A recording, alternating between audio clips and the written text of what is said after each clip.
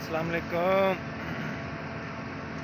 जनाब मैं मज़हर मलिक ते तुसां दे पे यूट्यूब चैनल पहोड़ बादशाह।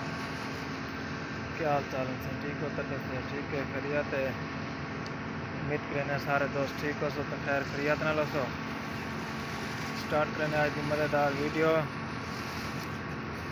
स्टार्ट करने से पहले सारे दोस्तों को रिक्वेस्ट है कि सारा चैनल पहोड़ बादशाह कर सब्सक्राइब।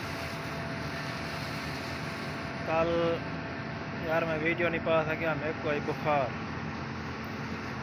भी बहुत तेज़ आई गया,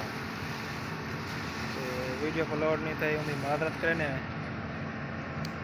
बाकी अब तक दिखे ने थोड़ा जिहा ना कपाह वाली फैक्ट्री के जो गट्ठा तैयार थी ना, वो तक दिखे ने कि गट्ठा किवें तैयार थी।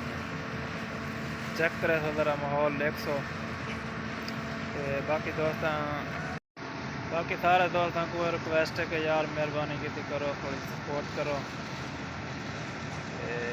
चैनल मेरा बड़ा ठट्ठा रहना गया, मेहरबानी होती थोड़ी। मेरा कोई कर्जा तो कह नहीं थोड़े नाल लम्मा की करे, बाकी मेहरबानी है थोड़े मोहब्बत ये सपोर्ट करे सो थोड़ी जाए।